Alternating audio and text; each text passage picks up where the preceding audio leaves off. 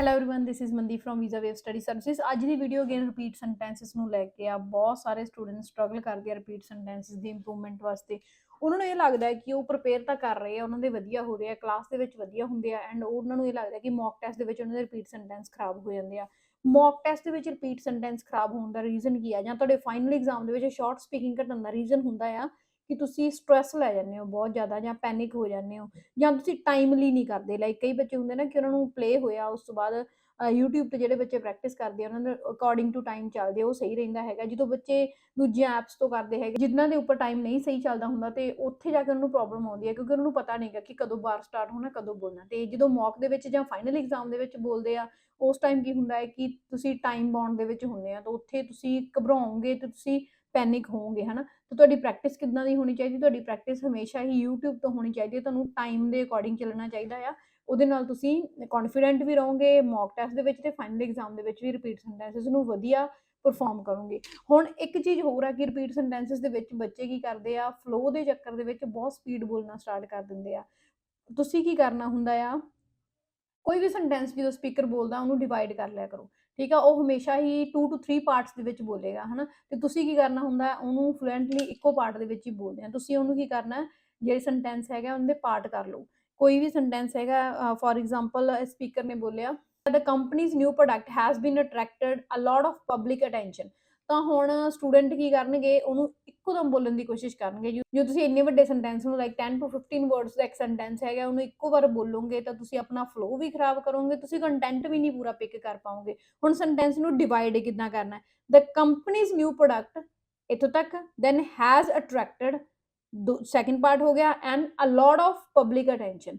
ਜਦੋਂ ਤੁਸੀਂ ਉਹਨੂੰ 3 ਪਾਰਟਸ ਦੇ ਵਿੱਚ ਡਿਵਾਈਡ ਕਰ ਲਿਆ, ਤੁਸੀਂ ਈਜ਼ੀਲੀ ਬੋਲੋਗੇ। ਹੁਣ ਤੁਸੀਂ ਆਪਾਂ ਇਹਨੂੰ ਪ੍ਰੈਕਟਿਸ ਕਰਕੇ ਦੇਖਦੇ ਹਾਂ ਕਿ ਕਿੱਦਾਂ ਬੋਲਣਾ।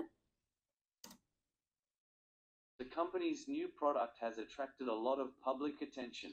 The company's new product has attracted a lot of public attention. ਤਾਂ ਇਸ ਤਰੀਕੇ ਨਾਲ ਤੁਸੀਂ ਪਾਰਟਸ ਦੇ ਵਿੱਚ ਡਿਵਾਈਡ ਕਰਿਆ ਕਰੋ, ਫਿਰ ਤੁਸੀਂ ਈਜ਼ੀਲੀ ਉਹਨੂੰ ਪ੍ਰੋਨਾਂਸ ਕਰ ਲਓ। ਹੁਣ ਮੈਂ ਤੁਹਾਨੂੰ ਕੁਝ ਰਿਪੀਟ ਸੈਂਟੈਂਸਸ ਦੀਆਂ ਐਗਜ਼ਾਮਪਲ ਦਿੰਨੀ ਆ, ਤੁਸੀਂ ਪਲੀਜ਼ ਉਸ ਤਰੀਕੇ ਨਾਲ ਉਹਨਾਂ ਨੂੰ ਟਰਾਈ ਕਰਕੇ ਦੇਖੋ। ਡੈਫੀਨੇਟਲੀ ਵਿਦਿਨ ਲਾਈਕ 15 ਮਿੰਟਸ ਤੁਸੀਂ ਆਪਣੇ ਰਿਪੀਟ ਸੈਂਟੈਂਸਸ ਇੰਪਰੂਵ ਕਰ ਲਓਗੇ, ਹਨਾ।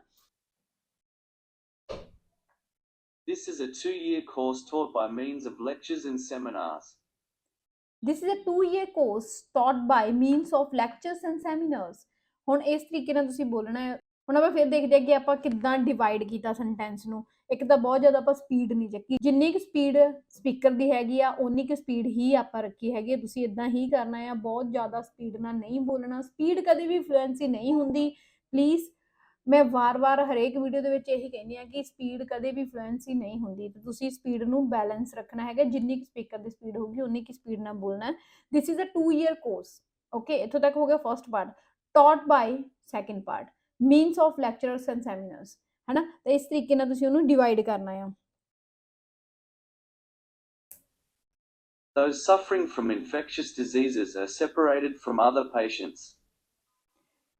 Those suffering from infectious diseases are separated from other patients.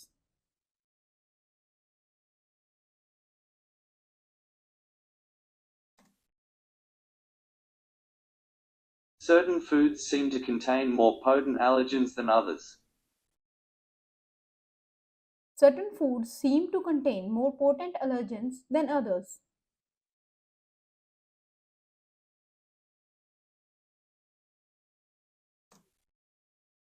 It's traditional in America to eat turkey on Thanksgiving Day. It's tradition in America to eat turkey on Thanksgiving Day. The educational reform was one of the main purposes of their campaign.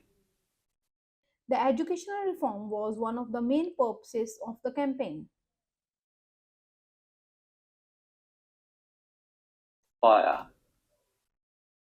More than 100 firemen are still trying to put out the fire. More than 100 firemen are still trying to put off the fire.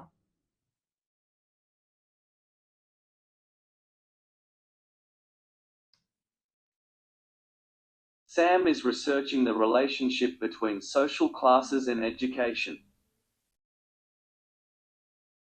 Sam is researching the relationship between social classes and education.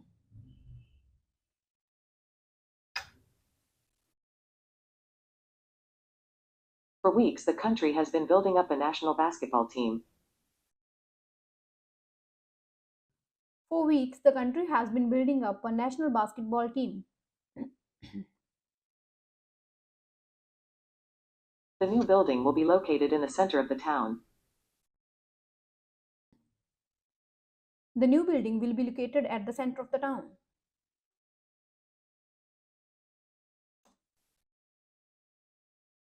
He was reading the plays of Shakespeare when I met him in the library.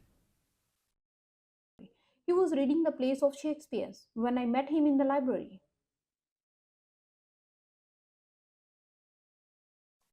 The government must deal with this issue as a matter of urgency.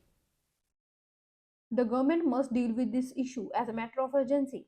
Okay, ਤਾਂ ਇਸ ਤਰੀਕੇ ਨਾਲ ਤੁਸੀਂ ਆਪਣੇ repeat sentences ਦੀ practice ਕਰਨੀ ਹੈ, ਇਸੇ ਤਰੀਕੇ ਨਾਲ ਤੁਸੀਂ ਆਪਣੇ ਰਿਪੀਟ ਸੈਂਟੈਂਸਸ ਨੂੰ ਬੋਲਣਾ ਹੈ ਐਂਡ ਇਸੇ ਤਰੀਕੇ ਨਾਲ ਫਾਈਨਲ ਐਗਜ਼ਾਮ ਦੇ ਵਿੱਚ ਪਰਫਾਰਮ ਕਰਨਾ ਹੈ ਨਾ।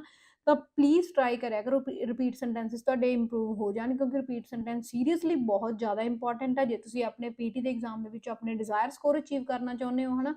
ਜੇ ਸਟਿਲ ਤੁਸੀਂ ਇਸ ਤਰੀਕੇ ਨਾਲ ਪ੍ਰੈਕਟਿਸ ਕਰ ਰਹੇ ਹੋ, ਤੁਹਾਡੇ ਰਿਪੀਟ ਸੈਂਟੈਂਸਸ ਫਿਰ ਵੀ ਨਹੀਂ ਇੰਪਰੂਵ ਹੋ ਰਹੇ, ਤਾਂ ਫਿਰ ਪਲੀਜ਼ ਤੁਸੀਂ ਵੀਜ਼ਾ ਵੇਵਸ ਨੂੰ ਕੰਟੈਕਟ ਕਰੋ। ਇੱਕ ਚੀਜ਼ ਹੋਰ ਹੈਗੀ ਆ, ਬਹੁਤ ਸਾਰੇ ਬੱਚਿਆਂ ਦੇ ਰਿਪੀਟ ਸੈਂਟੈਂਸਸ ਵਧੀਆ ਵੀ ਹੁੰਦੇ ਆ, ਬਟ ਉਹਨਾਂ 'ਚ ਕੌਨਫੀਡੈਂਸ ਦੀ ਬਹੁਤ ਕਮੀ ਹੁੰਦੀ ਆ। ਪਲੀਜ਼ ਪੀਟੀ ਦੇ ਐਗਜ਼ਾਮ ਨੂੰ ਫੋਬੀਆ ਨਾ ਬਣਾਓ, ਬਹੁਤ ਜ਼ਿਆਦਾ ਈਜ਼ੀ ਐਗਜ਼ਾਮ ਹੈ, ਇਸ ਤੋਂ ਈਜ਼ੀ ਕੁਝ ਨਹੀਂ ਹੋ ਸਕਦਾ ਜੇ ਤੁਸੀਂ ਪੀਟੀ ਦਾ ਐਗਜ਼ਾਮ ਨਹੀਂ ਕਲੀਅਰ ਕਰ ਸਕਦੇ, ਹੈ ਨਾ। ਤੁਸੀਂ ਕੀ ਕਰਨਾ ਹੈ, ਪੀਟੀ ਦੇ ਐਗਜ਼ਾਮ ਨੂੰ ਅੰਡਰਸਟੈਂਡ ਕਰੋ, ਪੀਟੀ ਦੇ ਐਗਜ਼ਾਮ ਦੇ ਵਿੱਚ ਇੰਪੋਰਟੈਂਟ ਪਾਰਟਸ ਕਿਹੜੇ ਉਹਨਾਂ ਨੂੰ ਅੰਡਰਸਟੈਂਡ ਕਰੋ, ਕਿਸ ਦੇ ਸਕੋਰ ਕਿੱਧਰ ਜਾਣਗੇ, ਕਿੱਦਾਂ ਤੁਹਾਡੇ ਓਵਰਆਲ ਸਕੋਰ ਬਣਨਗੇ, ਇਹ ਚੀਜ਼ ਨੂੰ ਅੰਡਰਸਟੈਂਡ ਕਰੋ। ਪ੍ਰੋਪਰ ਇੱਕ ਵਧੀਆ ਗਾਈਡ ਚੂਜ਼ ਕਰੋ ਜਿਹੜਾ ਤੁਹਾਨੂੰ ਪੀਟੀ ਦੇ ਐਗਜ਼ਾਮ ਬਾਰੇ ਗਾਈਡ ਕਰ ਸਕੇ ਐਂਡ ਆਪਣਾ 100% ਲਗਾਓ ਐਂਡ ਆਪਣਾ ਸਿਰਫ 15 to 20 ਡੇਜ਼ ਦਾ ਟਾਰਗੇਟ ਲਓ ਜਿੰਨੇ ਦੇ ਵਿੱਚ ਤੁਸੀਂ ਆਪਣੇ ਪੀਟੀ ਦੇ ਡਿਜ਼ਾਇਰ ਸਕੋਰ ਅਚੀਵ ਕਰ ਸਕੋ। ਕੋਈ ਵੀ ਹੋਰ ਇਨਫੋਰਮੇਸ਼ਨ ਚਾਹੀਦੀ ਹੋਵੇ, you can subscribe to our YouTube channel. Thank you.